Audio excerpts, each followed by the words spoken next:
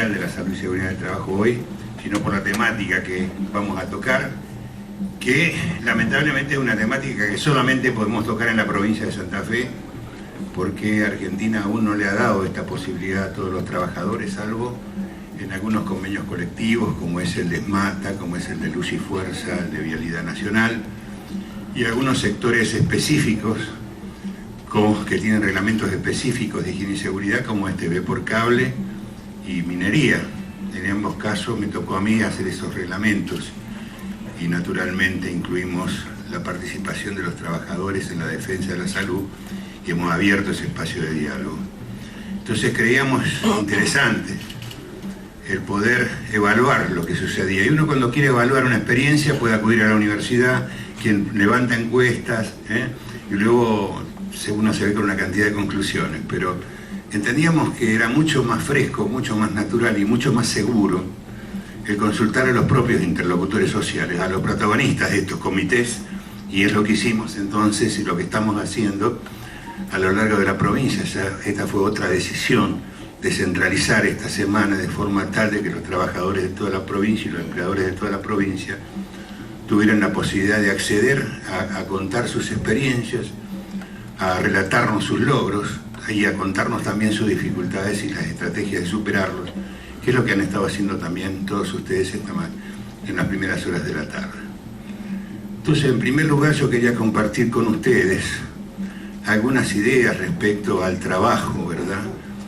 Y es curioso, pero el origen de la palabra trabajo en castellano viene de un verbo mucho más complejo, que es tripaliare, es decir, ese verbo quiere decir torturar.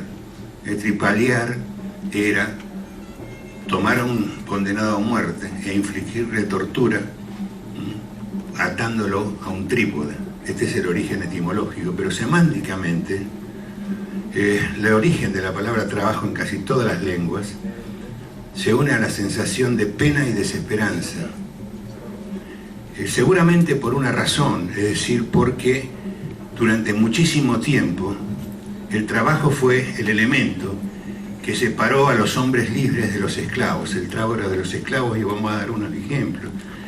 Pero es cierto de que algunas versiones del trabajo comenzaron ya en la Edad de Piedra, y se discute aún si esa primera utilización en la minería de buscar rocas de una determinada consistencia para poder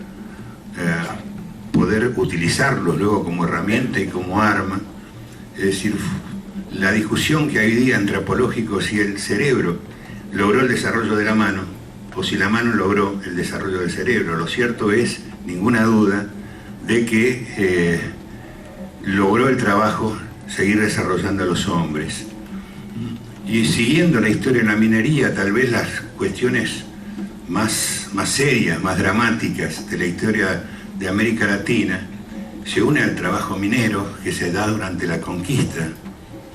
Allí se conocen datos de minería de excavación en Potosí de hasta 200 metros de profundidad, donde los aborígenes iban con una vela pegada a la frente para poder seguir excavando, donde se sabe que acarreaban pesos de hasta 140 kilogramos porque eran verdaderas mulas, y donde morían en formas espantosas por accidentes o por la cantidad de polvo que ingerían. Esto pasaba por la conquista.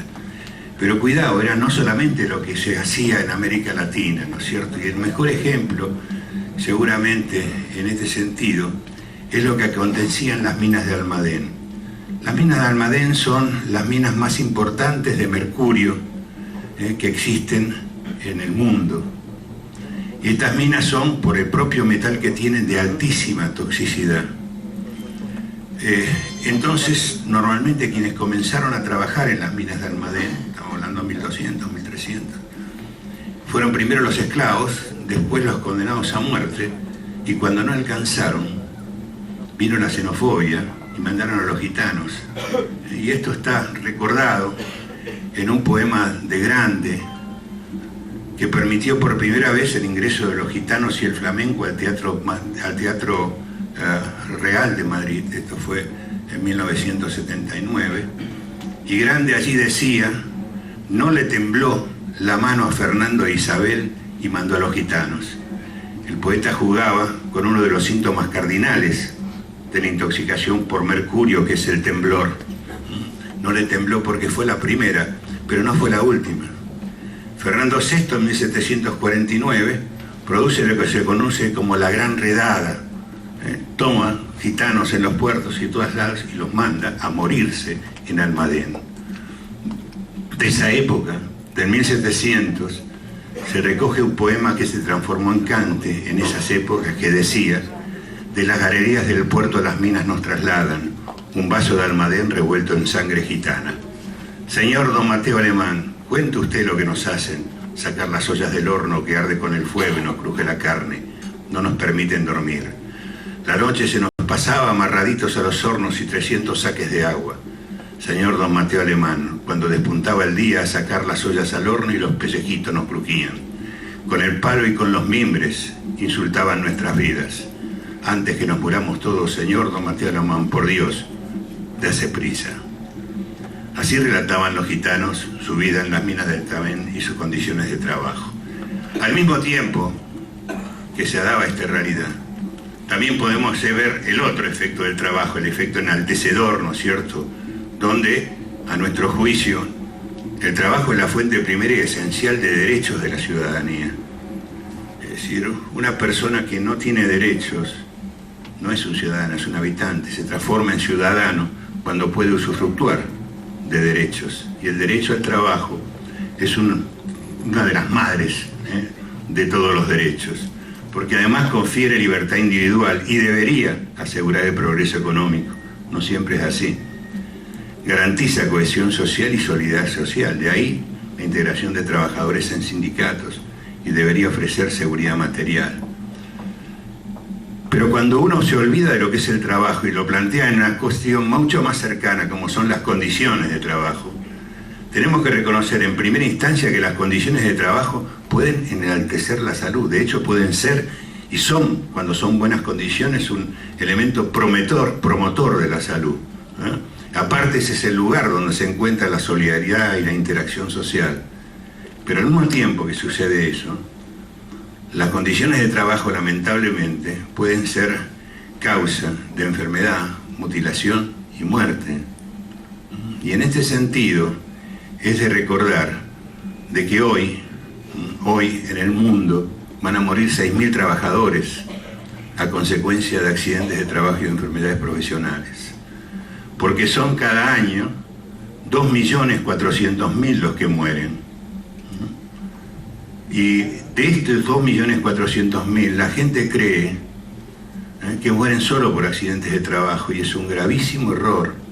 Solamente 350.000 mueren por accidentes de trabajo y 150.000 por incidentes in itinere, al ir y volver del trabajo.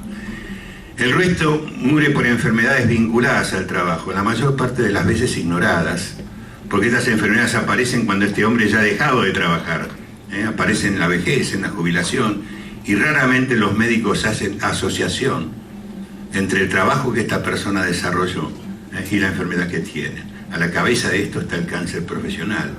Cuando se habla de cáncer, habitualmente se habla de tabaco y de alcohol. Ninguna duda que los dos son cancerígenos.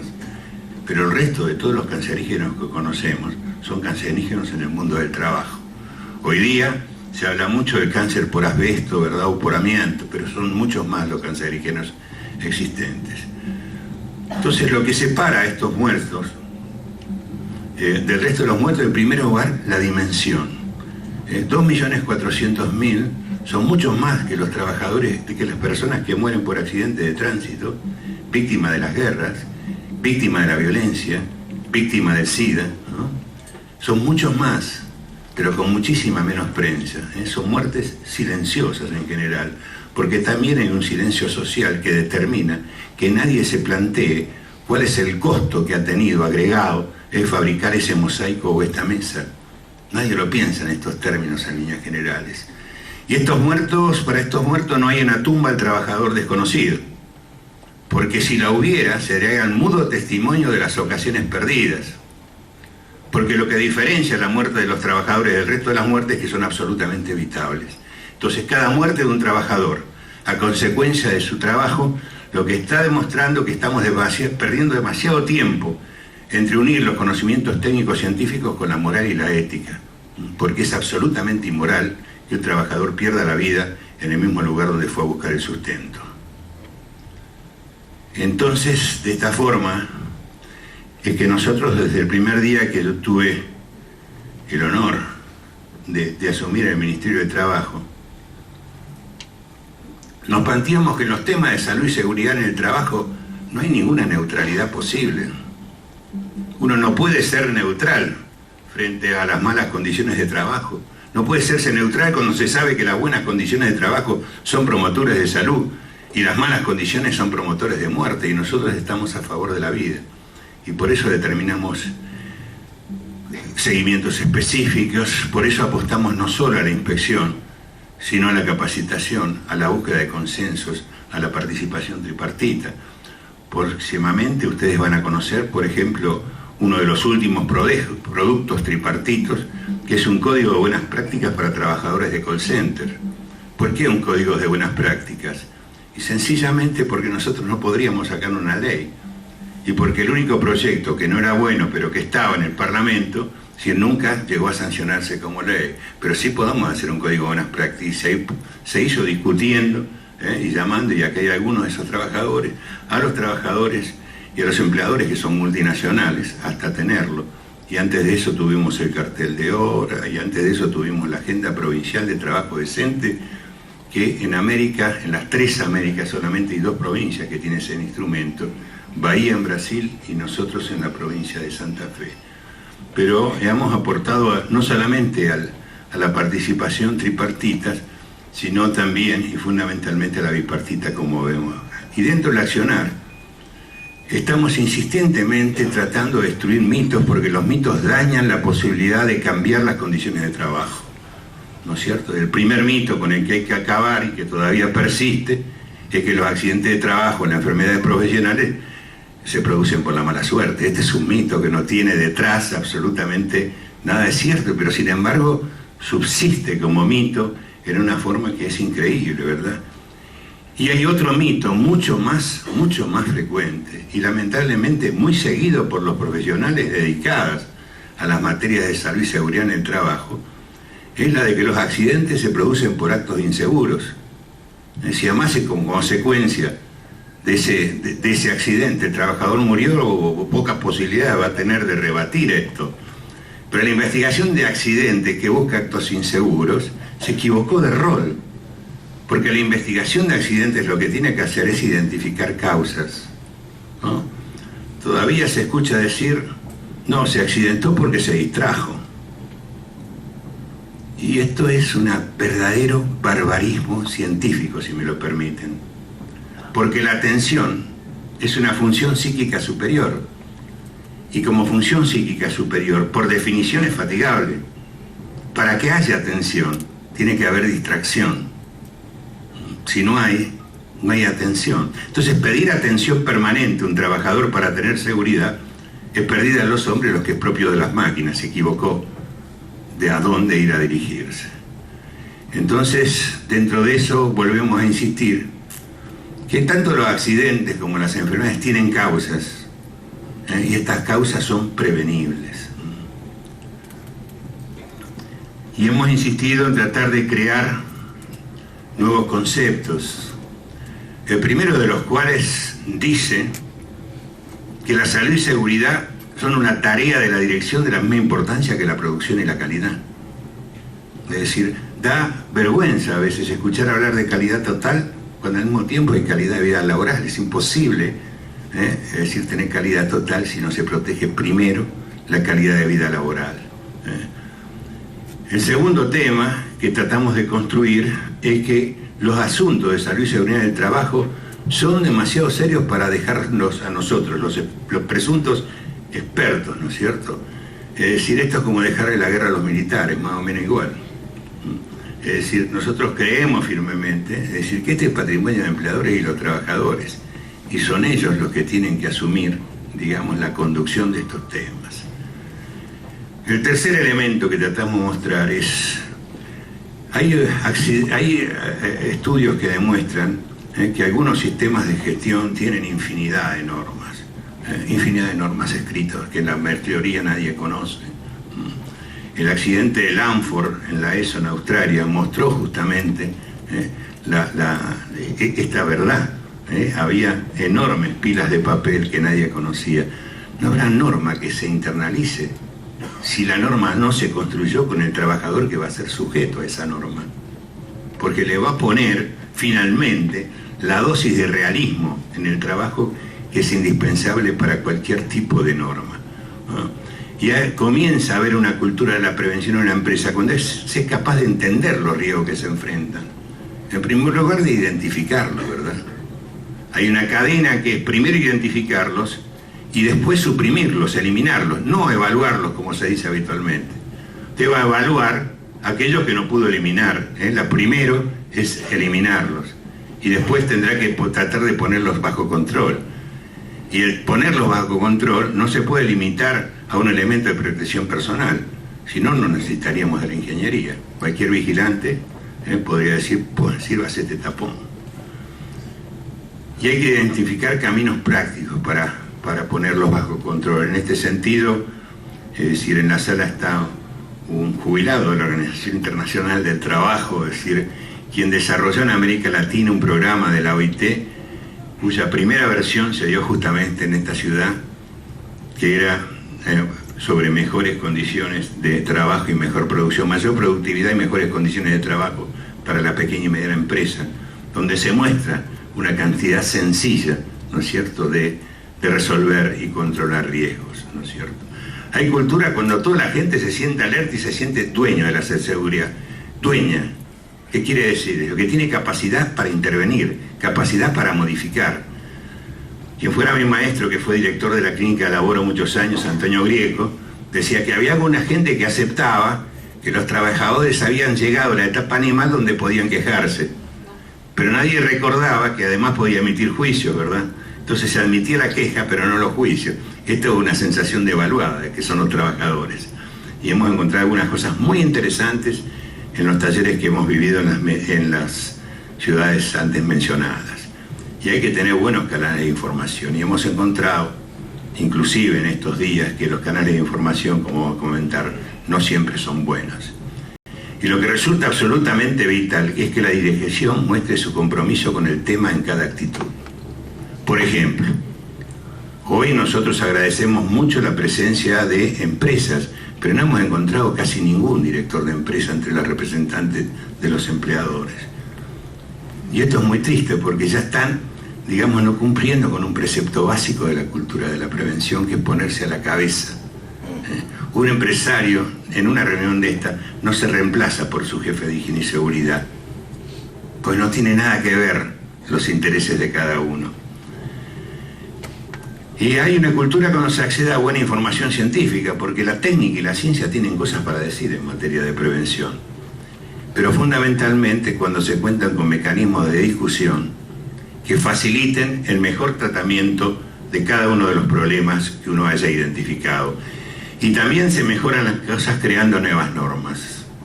La última norma que creamos fue la Resolución 75, ¿dedicado a qué? A los campamentos de los trabajadores temporarios, porque nos encontramos con que se hablaba de trabajo esclavo, en general equivocadamente, porque para que haya trabajo esclavo no tiene que haber remuneración, pero sí trabajo en condiciones infrahumanas, trabajos indecentes, y cuando íbamos con la inspección no teníamos con qué sancionarlos, porque no había una sola norma específica. Entonces nos dimos en Santa Fe una norma específica, que luego fue tomada por Córdoba, luego por Misiones, y ahora por suerte ha sido tomada nacionalmente como base en la Comisión Nacional de Trabajo Agrario. Pero la norma de la que hoy le estamos haciendo referencia es la de los comités. Y esta vino a llenar un vacío, porque ustedes ven Américas, las 3 Américas acá, pero podría haber puesto toda Europa, gran parte de Asia, donde los comités son ley hace muchísimos años. Más aún, hay países que durante la dictadura fueron la única posibilidad de expresión de los trabajadores. Y no está hablando de países exóticos, estoy hablando concretamente de Chile y de Brasil. Faltan 2 países acá de las Américas, Panamá y Argentina, que son los 2 países que no tienen normas. Uruguay no las tenía y las consolidó ya con Tabaré Vázquez. Fue por eso digamos que mandamos ese proyecto de ley que es modificado y con la anuencia prácticamente de todos los legisladores, solamente la abstención de 4 que están arrepentidos ahora, se sancionó la ley, o sea, con una amplísima mayoría, ¿no es cierto? Y lo que estamos tratando de analizar es justamente junto a ustedes, digamos, qué pasó después de este comienzo que se da el 15 de septiembre del 2008. Hoy día saben ustedes de que hay un mecanismo de implementación que es cercano a la gente, o sea, en cualquier delegación se puede incluir el comité o el delegado, y también se puede hacer por la página web. Estos son los instructivos que hemos preparado, es decir, ese instructivo azul oscuro lo redacté yo un día entre la 1:30 de la mañana y las 4, que era un momento libre que tenía, dije voy a hacer un instructivo, o sea que debe tener déficit. ¿Y cuál es el estado actual para tener una dimensión de las cosas? Es esta. Tenemos 468 comités de salud y seguridad en el trabajo en funcionamiento en toda la provincia, 552 delegados de prevención. Recordemos que los delegados de prevención o de salud y seguridad en el trabajo, para ser más preciso, se da en empresas que tienen menos de 50 trabajadores, mientras que los comités aparecen por encima. Hay 108.000 trabajadores cubiertos, 899 empresas.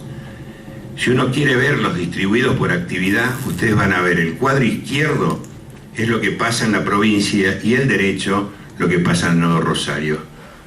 Por si no se alcanza a ver, van a ver que la minoría se da en el agro, y esto tiene que ver fundamentalmente con la baja dimensión que hay en cuanto a número de trabajadores en las explotaciones agrícolas.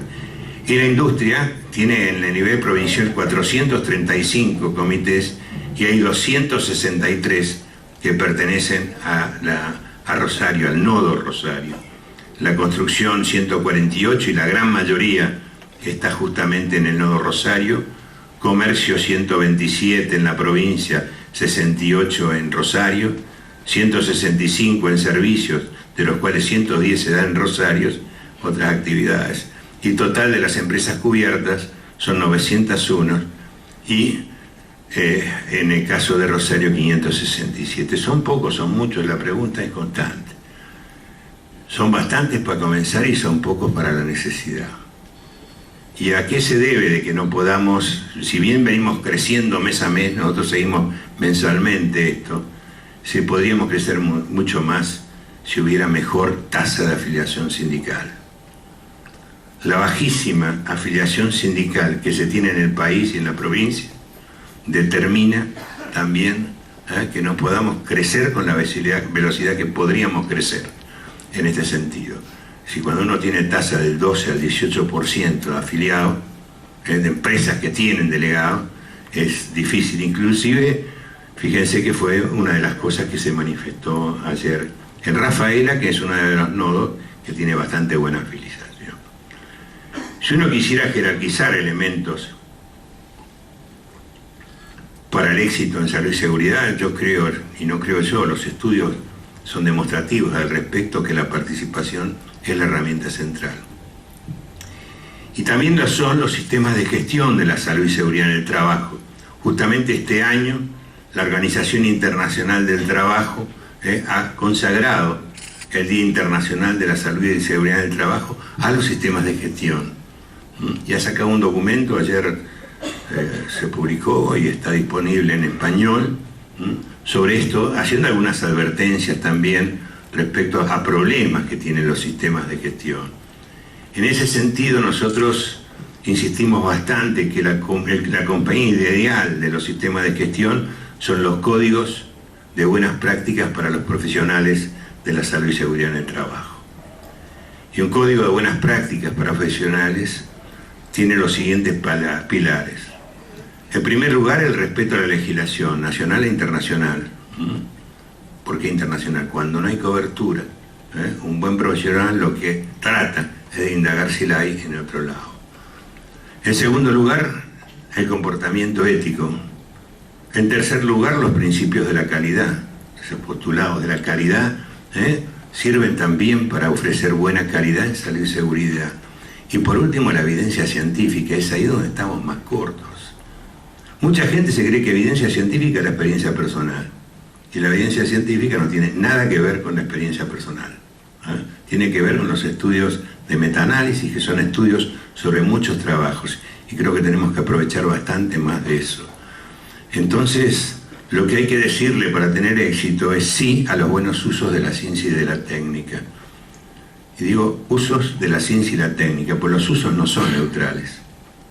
Es decir, la energía atómica sirve para tratar el cáncer, o para Hiroshima, Nagasaki, Chernobyl, o lo que está sucediendo hoy en Japón. Entonces, con la ciencia y con la técnica sucede exactamente lo mismo. Y decirle sí a la noción de capital humano. Hoy día hay hasta empresas que miden el capital humano, y ayer nos encontramos en Rafaela con una fábrica, o sea, realmente muy interesante, con un comité que marcha excepcionalmente bien, y donde hay una gerencia de capital humano, cosa que me dejó realmente muy sorprendido, ¿verdad? Hoy día se entiende que la competitividad es una estrategia básica para las empresas para sobrevivir en el mundo moderno, y que la herramienta más importante para la competitividad es la creatividad, y la creatividad depende de la gente. Entonces, valorar el capital humano es una forma de ser competitivo, y no al revés. Este título en inglés lo dejé por si alguno quiere leerse las 200 páginas de este informe. Este es un informe excelente, hecho en un país con mucha tradición en los comités, que es Inglaterra. Entonces, la autoridad mayor en salud y seguridad de Inglaterra le pidió a la Universidad de Cardiff que hiciera una evaluación de la efectividad de los representantes de salud y seguridad en el trabajo para influenciar el estado de la salud y la seguridad en el lugar de trabajo. Entonces, yo solamente le voy a leer algunas conclusiones. La presencia del sindicato garantiza el desarrollo de la participación. Primera conclusión. Las buenas prácticas en el manejo de la salud y seguridad en el trabajo, de las cuales forma parte la participación de los trabajadores, son mucho más efectivas en aquellas empresas donde hay un buen clima de relaciones laborales. Esta es casi una obviedad. Si el clima es malo, es muy difícil que se avance en este tema. La participación de los trabajadores tiene un rol significativo en el mejoramiento de la salud y la prevención en el trabajo. Y esto del rol significativo que probaron, ¿no?, a través de los números concretos en materia de accidentabilidad, o sea que se reduce la accidentabilidad. Eleva la conciencia acerca del tema, no solo entre los trabajadores, sino también entre los gerentes, contribuyendo a poner en práctica los acuerdos y mejorando el rendimiento performance. Una precondición para ello, sigue diciendo esta conclusión, es el compromiso de la gerencia con la prevención y su manejo sistemático, la evaluación competente de los riesgos y su control. Hay una relación directa entre la disposición de las empresas para ocuparse de la salud y seguridad en el trabajo y la disposición para el desarrollo de la participación de los trabajadores. Esto es rotundo. ¿Qué hemos aprendido en estos días? Esta es una diapositiva que injerté ahora hace unas horas, en base a lo que nos ha venido sucediendo en Santa Fe, en Rafaela y en Reconquista.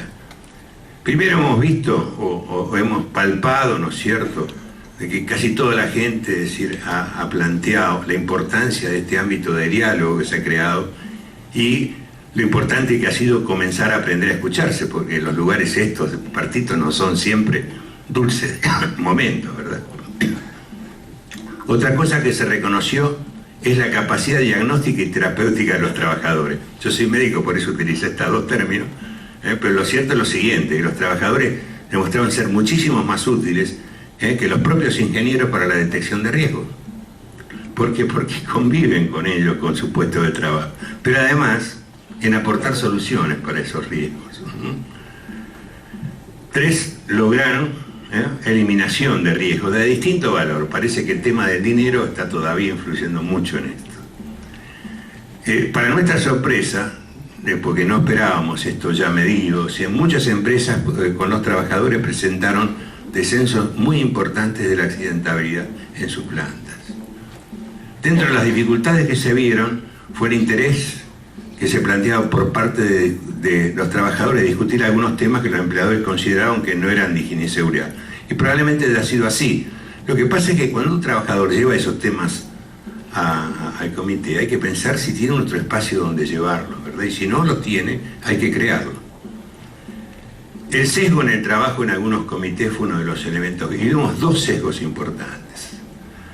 El primero, y hoy lo dije esto en una gran empresa, es el sesgo hacia pensar que lo único que importa son los accidentes de trabajo. Poner el foco solo en la seguridad industrial. Acá hablamos de salud y seguridad en el trabajo. Y yo creo que reiterado, es decir, el hecho de que es mucho más importante dimensionalmente la muerte de los trabajadores por enfermedades que por accidentes. Este es un sesgo que hay que corregir. Hay que ver qué problemas ergonómicos, qué problemas higiénicos pueden lesionar con enfermedad a los trabajadores a corto, mediano o largo plazo. Y el otro sesgo en algunos comités es utilizar a los trabajadores para que esos trabajadores hagan que otros utilicen elementos de protección personal. Ese no es el rol de los miembros del comité. O sea, ese es el rol del ingeniero de higiene y seguridad y de quien tiene el deber de seguridad, que es el empresario. Esto de los elementos de protección personal dio para muchas discusiones. Una realmente muy, muy grave, que hay muchísimo material de mala calidad. Hace poco tiempo, y está acá presente la persona de una de las cámaras empresarias, hicieron una prueba de colocar sobre un arnés, suspender de un arnés comprado, ¿verdad?, chino, una bolsa de cemento y se rompió el arnés. Y Argentina tiene una deuda importante, porque no tiene laboratorios de ensayo para muchísimos elementos de protección personal. Los tiene, por ejemplo, para protección auditiva. Dos, se está equivocando la forma de traer un elemento de protección personal. En primer lugar, no hay que confundir prevención con protección. Uno protege cuando no pudo prevenir. O sea que cada elemento de protección personal, ¿no es cierto?, lo que está demostrando que la ingeniería tiene que seguir trabajando para lograr controlar el riesgo en la fuente. Esto es esencial como idea. Pero dos, no vamos a decir con esto que los elementos de protección personal no sean necesarios, pero por supuesto que lo son y muchas veces indispensables. Pero lo primero que hay que requerir de un trabajador es explicarle qué está protegiendo. Si uno quiere que un trabajador utilice un protector auditivo, la primera medida es una clase explicándole qué va a pasar con el ruido, cuáles son los efectos auditivos y cuáles son los efectos extraauditivos, porque es un adulto y merece esta explicación. Dos, si a los niños les permitimos que hoy día elijan o quieran elegir las marcas de zapatillas, a un adulto debieran, frente a un determinado riesgo, planteársele varias opciones para que pueda escoger, y él va a escoger con un sentido que no siempre es posible lograr comprender en los laboratorios de ensayo, que es el de confort. Entonces, alguien que distribuye tapones y no se preocupa por ello, lo que está haciendo es poncio-pilatismo. Yo te di el elemento, si no lo usas, un problema tuyo, o sea, se lavó las manos. Esta no es una forma de hacer prevención. Otro problema que identificamos es el efecto cárcel. O sea que todo queda dentro del comité. El resto de los trabajadores no conocen los resultados de las actas, no conocen lo que hacen. Muchos de ellos no conocen a los gerentes. Y el comité, para que realmente sirva, tiene que ser un órgano al cual cualquier trabajador pueda acceder, y deben saberse concretamente cuáles están siendo los resultados de esa tarea. La tercerización de responsabilidades. Este es un problema grave. Hemos encontrado algunos comités en donde falta un elemento que es central. La ley es clara. Tiene que haber uno de los miembros por los empresarios, debe tener capacidad de decisión. Y hemos visto mandar a un asesor externo, abogado, hemos visto mandar al jefe de higiene y seguridad, que qué demonios tiene que ver. Porque si uno se remite al jefe de medicina del trabajo, de higiene y seguridad en su función, debe ser asesor de ambas partes, no representante de una. Y esto es lo que dice con muchísima claridad el convenio 161 de la OIT y la lógica, porque esta es la única forma de garantizar lo que más necesita un profesional, que es el comportamiento ético y la independencia técnico-científica. La falta de buenos sistemas de información. Hemos visto, y esto es un aspecto crucial, de abajo hacia arriba y de arriba hacia abajo. La cultura de la prevención se mide por la calidad de los sistemas de información, por el hecho de que el último de los trabajadores recién ingresados pueda hablar de los problemas de seguridad con la dirección de la empresa. La ausencia de delegados, a la cual hoy me referí, este es otro problema. Y apareció la necesidad de capacitación y la ausencia de conocimiento respecto a obligaciones y posibilidades. Y acá fue necesario en varios lugares reiterar lo mismo. En primer lugar, porque de esto se quejaban empleadores y trabajadores. En primer lugar, lo que hay que saber es que hace muchísimos años, de 1979, los empleadores tienen la obligación de dar capacitación a 3 niveles: a nivel de los trabajadores, a nivel de los cuadros intermedios y a nivel de los gerentes. Hay que saber también que las ART tienen obligaciones de capacitación y los empleados están pagando alicuotas por esto, y de capacitar en riesgo genérico de la empresa, y hay que traerlos a la empresa que hagan capacitación. El otro elemento son los sindicatos. Los sindicatos deberían hacer capacitación y a facilidades para hacerlo.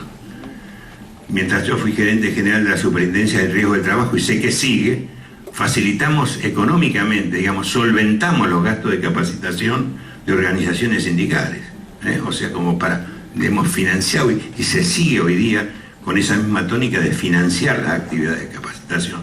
O sea que hay recursos, porque algunos pedían todo el Estado. Nosotros tenemos la única Dirección Provincial de Salud y Seguridad del Trabajo que existe en la Argentina, con una brigada de inspectores calificados.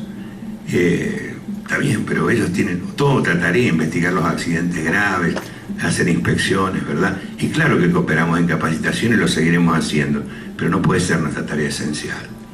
Pero un resultado fue unánime en estos días, es decir, la utilidad de la herramienta. Yo digo la herramienta porque esto de lo que es una herramienta que usted puede usar mal o puede usarlo bien. Si la usa bien, los resultados serán buenos para la empresa y para los trabajadores. Finalmente, yo quisiera compartir con ustedes algunos principios que creo que deben mantener y tener la gente que trabaje y le preocupe la salud y seguridad en el trabajo. Uno de este principio es que la salud es la reserva más importante que tienen los trabajadores. Esta es una expresión de una socióloga chilena, Magdalena Echeverría. Yo creo que es un gran acierto esto. Yo no conozco trabajadores que tengan cuentas cifradas en Ginebra. Los que yo conozco apenas si pueden vivir, ¿verdad? Más o menos decentemente. El problema muy serio, que lo que tienen para poder vivir, para poder trabajar, es su salud. Si la pierden, pierden su reserva fundamental. Y lo más paradojal, lo más indignante, es entonces que pueda perder su salud a consecuencia del trabajo que desempeña. La segunda es de que la salud de quien trabaja no es una mercancía para vender, sino un bien a defender mediante la prevención. Y se ha consagrado muchísimos convenios colectivos en la venta de la salud, o lo que llaman los italianos la monetarización del riesgo. ¿A qué estoy haciendo referencia? Adicionales salariales por soportar malas condiciones de trabajo. Que trabajo en altura, que trabajo en condiciones insalubres, que esto, que lo otro. Uno dice, quiero la insalubridad, porque entonces voy a trabajar solo 6 horas. Entonces la respuesta inmediata es, sí, pero te vas a morir de lo mismo, un poco más tarde. No hay ningún negocio para los trabajadores. 3. La prevención se efectúa con la contribución de los conocimientos científico-técnicos y el juicio subjetivo de los trabajadores. Son tan reales las mediciones que da un dosímetro, por ejemplo, como la impresión que tienen los trabajadores a través de su propia experiencia, porque nadie conoce más el puesto de trabajo que el trabajador que lo realiza. Creo que si se tienen en cuenta estos 3 principios, es una buena forma de comenzar el trabajo. Muchísimas gracias.